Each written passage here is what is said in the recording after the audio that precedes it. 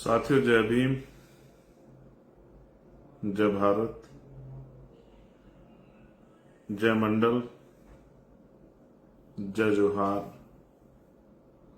जय संविधान, जय जवान, जय किसान, भारतीय संविधान जिंदाबाद। आज का जो लाइव है वो बहुत जिम्मेदारी से और सब चीजों को ध्यान में रख के तब ये लाइव जो है कुछ दिशा निर्देश और संदेश के लिए आपके बीच में मैं हूं। मैं अपनी बात को शुरू करने से पहले बहुजन समाज में जन्मे सभी संतों, गुरुओं और महान पुरुषों को नमन करता हूं। मैं नमन करता हूं महामानव तथागत बुद्ध से लेके संत श्रोमणी सतगुरु रविदास जी महाराज को, भगवान वाल्मीकि महाराज को, गुरु नानक देव को, संत कबीर दास जी को, गुरु घासीदास जी को, नारायणा गुरु को, संत गाडगे जी महाराज को मैं नमन करता हूं। साथ साथ वो महापुरुष जिन्होंने अपना पूरा जीवन बहुजन समाज के उत्थान में लगाया, जिनमें राष्ट्रपिता ज्योतिबा फूले, छत्रपति साहू जी महाराज, ईवी पेरियार रामानायकर स्वामी, पेरियार ललई यादव, बाबू जगदेव प्रसाद कुशवाहा, जननायक कपूरी ठाकुर, बाबू शिवदयाल चौरसिया, सर छोटू राम, मामना राम सुख वर्मा, चौधरी महाराज सिंह भारती, संतराम बीए प्रजापति, मान्यवर दीना भाना वाल्मीकि एवं मेरे गुरु मान्यवर काशी राम साहब को भी नमन करता हूं। आज चारों तरफ हलचल है क्योंकि 1 अगस्त को सुप्रीम कोर्ट का जो ऑर्डर आया था उसको लेकर एक बहुत बड़ी हलचल है। मैंने बहुत दिन पहले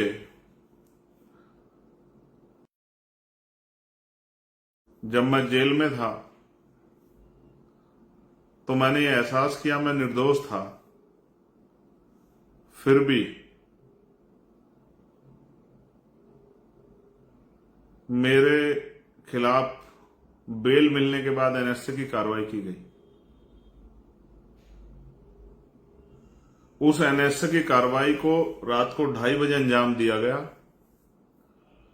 और उस एनएसए कार्रवाई के बाद मुझे 12 महीने तक जेल में ठूस दिया गया। उस दिन मुझे राजनीतिक शक्ति का एहसास हुआ। मैं ये समझता हूं कि भारत में राजनीतिक शक्ति वो शक्ति है जिसके आधार पर आप एक मरे हुए व्यक्ति को जिंदा नहीं कर सकते हैं, इसके अलावा सारे काम कर सकते हैं।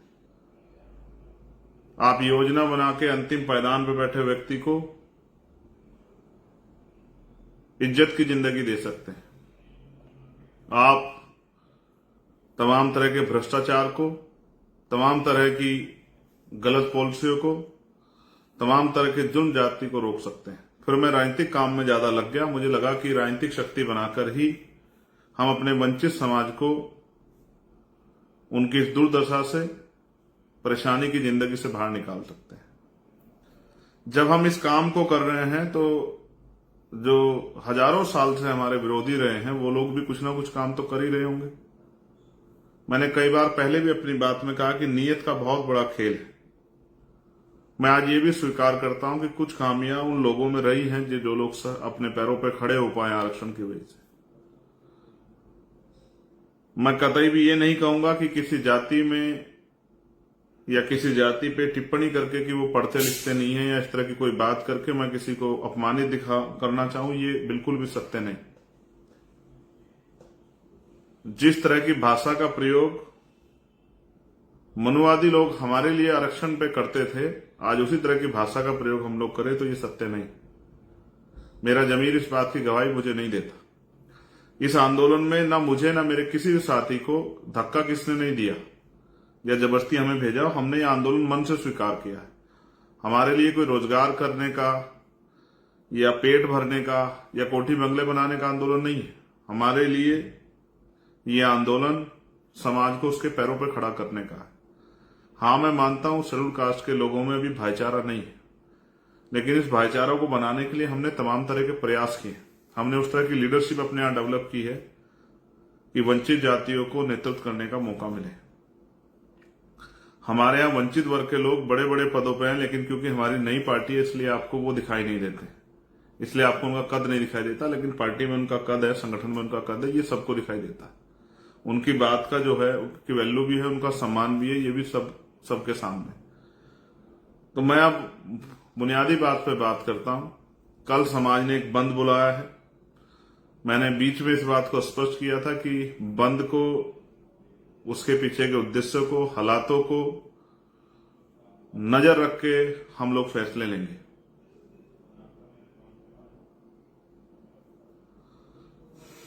मैं सरे की बात नहीं करता हूं, ना मैंने कभी ये प्रयास किया कि किसी तरह का सरे किसी को मिले। कुछ लड़ाइयां समाज हित में लड़ी जाती। मेरे कंधों पे भी जिम्मेदारी है कि कल जब समाज सड़कों पे उतरेगा, वो किसी भी उद्देश्य के लिए उतरे, तो उसका संरक्षण करना जरूरी।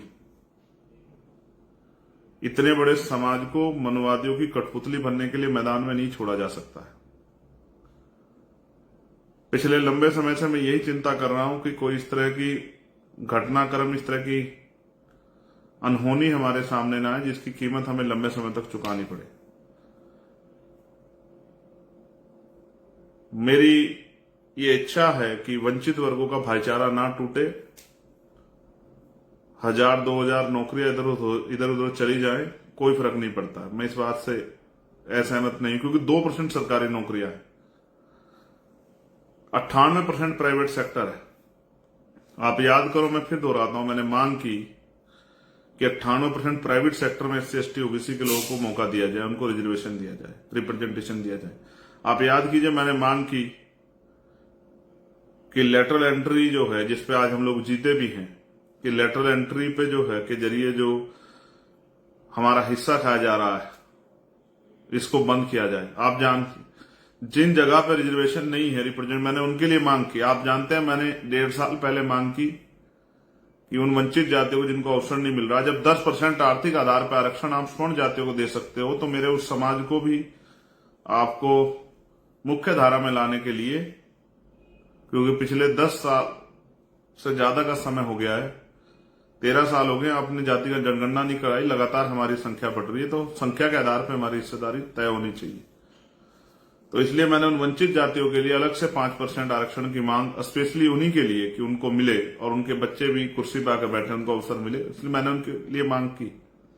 लेकिन आज मेरे कंधों पे जिम्मेदारी है कि जब समाज उतरे तो उनके साथ कोई अहित ना हो, उनको कोई नुकसान ना पहुंचे, इसलिए हमने ये किया। और ये हमारे आंदोलन का प्रथम चरण है, जो ये मंद समाज ने बुलाया है।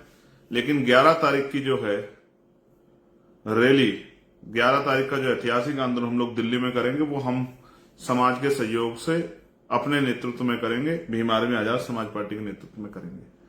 और वो आंदोलन वो पूरा जो संघर्ष है वो इसीलिए होगा कि अब हम सरकार को बताएंगे किस तरह से हमारे अधिकार को छीन के रखने वालों को हम लोग डंके की चोट पर सबक सिखाते हैं। अब अगर सरकार किसी स्वार्थ में करना ही चाहती है, तो अब सरकार को फिर हमसे निपटने के लिए संवैधानिक तरीके से, हमसे निपटने के लिए, हमारे संवैधानिक आंदोलन निपटने के लिए तैयार भी रहना पड़ेगा। इसलिए मैं इस लाइव के माध्यम से अपने साथियों को यह भी बता देना चाहता हूं कि कल आंदोलन का प्रथम चरण है जो समाज ने बुलाया है। इसके बाद दूसरा चरण 11 सितंबर को दिल्ली में है। फिर आगे क्या करना है वो भी लगातार मैं आपको बताता रहूंगा। मैं तो चाहता था कि इस पर एक ओपन डिबेट हो। वो जातियां जिनको नहीं मिला है और जिनको मिला है, वो सब लोग आपस में बैठ के, हमें तीसरे व्यक्ति की जरूरत नहीं थी कि कोई हमारे बीच में तीसरा व्यक्ति आके फैसला करे। हम वंचित वर्ग के लोग आपस में बैठ के फैसला करके, जो वास्तविकता में इसके पूरे रिसर्च को जानकर हम आपस में बैठ के इसको निपटाते कि भाई ये किस तरह हमें आगे बढ़ाना है, किस तरह से हमारे अंतिम व्यक्ति को भी अवसर मिले। मैं इस बात से सहमत हूं और मैं आपको विश्वास दिलाता हूं, अपने डीएससी समाज को भी ये विश्वास दिलाता हूं कि हम लोग इसके बाद भी बैठेंगे, बैठ के चर्चा करेंगे। जिसको अवसर नहीं मिला उसको अवसर मिले, इसके लिए हम लोग संकल्पित हैं। मैं वचन देके कहता हूं कि इसके लिए हम लोग संकल्पित हैं। लेकिन मैं नहीं चाहता कि भाई भाई, दुश्मन ने जिस तरह भाई भाई के सामने खड़ा कर दिया, अगर दुश्मन वास्तविकता में हमारा हितैषी होता तो जब 10% स्वर्ण जातियों को दे सकते हैं आर्थिक आधार पे, तो सबसे पहले उन वंचित जातियों को देना चाहिए था जिनका अब तक कलेक्टर नहीं बना, देना चाहिए था। लेकिन सरकार की कोई मंशा नहीं है। आप जानते हैं किस तरह के फैसले और किस तरह से सबसे ज्यादा चुनावी लाभ लेने के लिए किस तरह से जो है प्रेस कॉन्फ्रेंस की गई। आप और मुझे सब लोगों को नजर रखनी चाहिए और किस तरह सरकार के लोगों ने हमारे लोगों को आपस में भड़काने के लिए झूठे जो है अपने लोगों से पुतले फुकवाए, तमाम तरह की चीजें करी। ये भी किससे छिपा हुआ नहीं। मगर मुझे देखो, मैं फिर कह रहा हूं, जिनको लग रहा है मिल रहा है उनको वो उत्साहित है, जिनको लग रहा है कि कुछ जा रहा है, दोनों ही समझ नहीं पा रहे हैं। लेकिन मैं आपको विश्वास दिलाता हूं, कुछ भी हो जाए मैं इस एकता को भी नहीं टूटने दूंगा। और इस चुनाव के इस आंदोलन के बाद आप देखना, हम लोग जिले वाइज प्रदेश वाइज बैठ के आमने सामने चर्चा करके और एक दूसरे को सुन समझ के, हालातों को सुन समझ के फैसले लेके मिलकर अपने भाइयों की इस्तेदादी के लड़ेंगे। लेकिन कल का दिन मेरे लिए इसलिए महत्वपूर्ण है कि इस समाज का एक कार्यकर्ता होने के नाते समाज के किसी व्यक्ति का हित ना हो। तो मैं सबसे पहले डीएससी समुदाय के हमारे जो भाई हैं उनसे हाथ जोड़ के कहूंगा कि वो किसी के बहकावे में आके, किसी के चढ़ावे में आके, किसी के षड्यंत्र या किसी के हाथों कठपुतले ना बने। जिस तरह आप लगातार मांग कर रहे हैं संवैधानिक रूप से, आप अपने आंदोलन को लगातार चलाइए और समाज ने जो आंदोलन बुलाया है इसको भी शांतिपूर्वक तरीके से होने दें। दूसरा, फिर मैं जो लोग कर रहे हैं उनसे भी ये कहूंगा जो इस आंदोलन में शामिल हो रहे हैं कि वो शांतिपूर्वक रूप से, भीम आर्मी के लोगों को तो मैं जानता हूं, वो तो संवैधानिक रूप से पालन करते हैं, संवैधानिक मर्यादा में रहकर आंदोलन चलाते हैं, उनकी शक्ति को मैं समझता हूं। आजाद समाज पार्टी के लोग बड़े अनुशासित हैं। लेकिन मैं बाकी संगठन से भी ये कह रहा हूं कि वो भी अनुशासन में रहकर अपने ज्ञापन दें, अपनी शक्ति का एहसास कराएं, संवैधानिक मर्यादा रखें, किसी पर टीका टिप्पणी ना करें।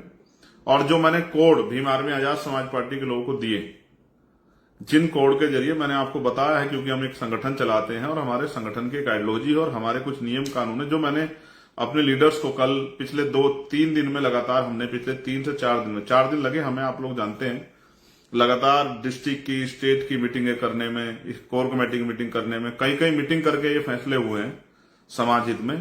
तो जो कोड मैंने आपको बताया, उस कोड के जरिए आप किसी भी विरोधी को पहचान सकते हैं। जब भी आप उस कोड को अपनी टीम से कनेक्ट करेंगे, तत्काल आपके बीच में अगर कोई बहरूप या नीला पटका पहन के आ गया है, टोपी लगा के आ गया है, उस तरह की वो कर रहा है, और जिस तरह से मैंने सीक्रेट कैमरों को आपको बताया कि वर्किंग करनी, चाहे पुलिस हो या कोई भी हो, जो भी आपके साथ अवैधानिक काम करेगा या असंवैधानिक कोई भी प्रयास करेगा, एकदम वो पकड़ा जाएगा। जो भी ऐसा व्यक्ति पकड़ा जाए उसको आप तुरंत पुलिस को दें, उसकी वीडियो बना लें। क्योंकि हमारे भाइयों के, मैं अपने भाइयों को आमने सामने आने ना आए मेरे भाई, इसलिए मैं डर रहा हूं। आप जानते हैं मैंने कभी जान की परवाह नहीं की और ना मैं कभी कर सकता हूं। मेरे खून का कतरा कतरा वंचित वर्गों के लिए, अपने परिवार के लिए। लेकिन इस परिवार को एकता बनाने में मुझे बहुत समय लगा है। मैं इस समाज के लिए जी रहा हूं, मेरा और कोई लक्ष्य नहीं है। इसलिए मैं आपसे कह रहा हूं, जो लोग मुझे सुन रहे हो, जो लोग मेरे साथ जिन्होंने काम किया, जो लोग मेरे दर्द को समझते हैं, मैं उनको विश्वास दिला कहता हूं, किसी का अहित नहीं होने दिया जाएगा। वो वंचित वर्ग के लोग हों या जिनको कहा जा रहा है कि उनका चला जाएगा, उनको भी मैं कह रहा हूं। मैं अपने बुद्धिजीवी वर्ग को कह रहा हूं, अधिकारी कर्मचारियों को कह रहा हूं, मेरा भरोसा करो। मैं संकल्प दे कह रहा हूं, बाबा साहब अम्बेडकर के मिशन का संकल्प करके कह रहा हूं, किसी का अहित नहीं होने दिया जाएगा और जिसकी जो हिस्सेदारी बैठती है उसको मिलेगी। लेकिन आप संयम रखो, किसी की कठपुतली मत बनो, किसी पर टिप्पणी मत करो। और मैं अपने संगठन के साथियों से कह रहा हूं, जो हमसे लोग जुड़े, जो मैंने आपको कोड दिए, आप समय समय पर आंदोलन के बीच में उन कोडों का प्रयोग करना, आपको पता लग जाए कौन बाहर का आदमी आपके उसमें। और जैसे ऐसा आदमी तत्काल वीडियो बनाए, क्योंकि बहुत सारे लोग ये चाहते थे कि हमारे लोग सड़कों पर आए और फिर उनका इस तरह से मिसयूज किया जाए, फिर इनको दोनों भाइयों को लड़ा दिया जाए। ये जो वंचित वर्ग के लोग हैं, इनमें ये मार्शल कौम है, जिन्होंने अपने शौर्य, अपने बल पे जो है बहुत सारे संघर्ष किए, विरोधियों को धूल चटा दी। दुश्मन आपकी ताकत से डर गया है, इसलिए आपको बांटना चाहता है। और मेरा एकमात्र जो उद्देश्य है, वो महान पुरुषों का जो सपना था कि हर व्यक्ति तक बुनियादी सुविधाएं पहुंचे और सबको सम्मान का जीवन मिले। मैंने कई बार आपसे कहा, क्या मिलता है बजट में हमें, कौन कितना हितैषी आप जानते हैं। मैंने अलग से सफाई कर्मचारियों के लिए बजट की मांग की थी। कि उनको उतरना ना पड़े। मैं सिर्फ अपने लोगों के प्रति हूं और कुछ नहीं। इसलिए मैंने जो अपने संगठन के लोगों को जो कोड दिया, और एक और हमने इस लड़ाई को ऐसे लड़ जाकर हवा में समर्थन कर दिया, ये हो गया वो हो गया। हमने इसके लिए एक वॉर रूम बनाया। मैं अभी लगभग 8:30 बजे एक लिस्ट जारी करूंगा स्टेट वाइज, चाहे उड़ीसा हो, तेलंगाना हो, कर्नाटका हो, चाहे केरल हो, तमिलनाडु हो, चाहे झारखंड हो, चाहे बिहार हो, मध्य प्रदेश हो, राजस्थान हो, छत्तीसगढ़ हो, यूपी हो, दिल्ली हो, पंजाब हो, हरियाणा हो, जम्मू हो, उत्तराखंड हो, मध्य प्रदेश हो, राजस्थान हो, सब जगह के कॉन्टेक्स्ट में आपको अगर कोई भी कहीं आपके साथ परेशानी आती है, तत्काल आप उन पर संपर्क करें। ये वॉर रूम इसलिए है कि आपकी सुरक्षा हो सके। हमारी लीगल टीम सक्रिय रहेगी। डिस्ट्रिक्ट में हमारी लीडरशिप, डिस्ट्रिक्ट की लीडर जो हमारी लीगल टीम है, अपने वकील साथियों से मैं कह रहा हूं वो लोग तैयार रहें। हमें हर मुसीबत से समाज को बचाना है। अब तक इन समाजों से राजनीति होती आई, अब पहली बार एक एकता बनकर हम लोग प्रयास किए, उस एकता से लोग डर गए। इसलिए जो मैंने कहा उस कोड का प्रयोग करना है। जो बीच में आपका कोई घुसेगा तत्काल पकड़ा जाएगा, फिर उसको कानूनी रूप से सबक सिखाया जाएगा।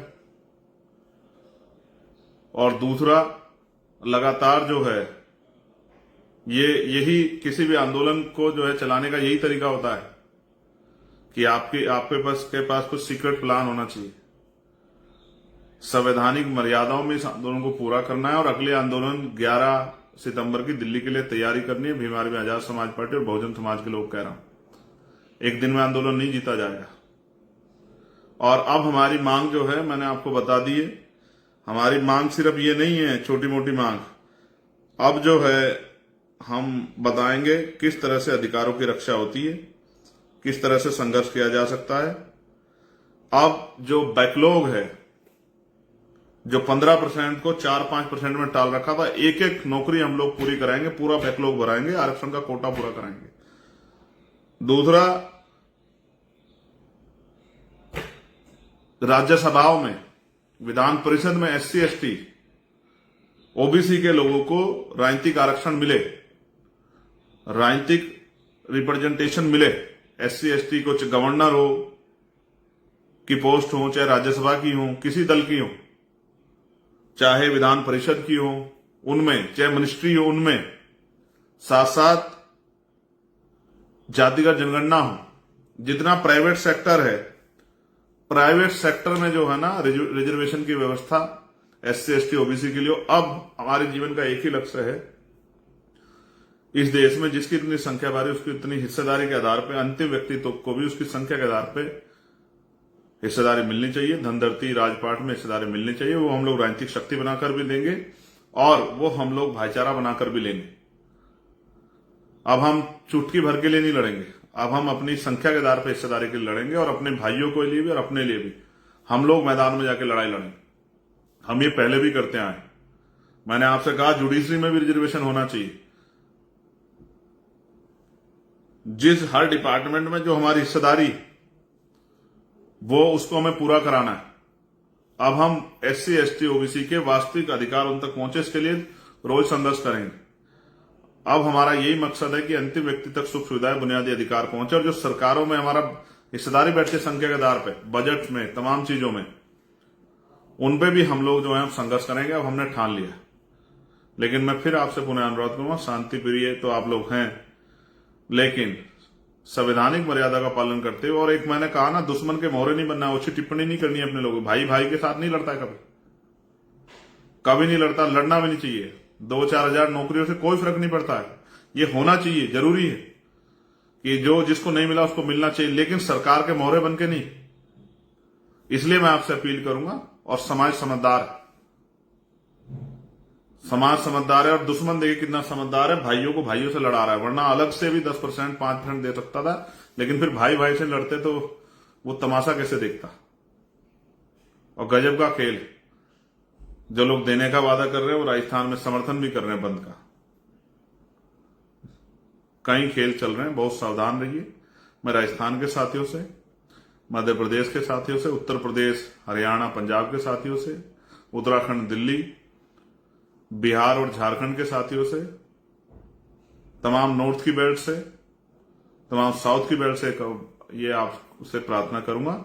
8:30 बजे हम लोग लिस्ट जारी करेंगे। कहीं किसी कोई परेशानी आती, किसी भी तत्काल वगैरह, और एक एक मिनट की खबर के लिए चंद्रशेखर आजाद आपके बीच में है।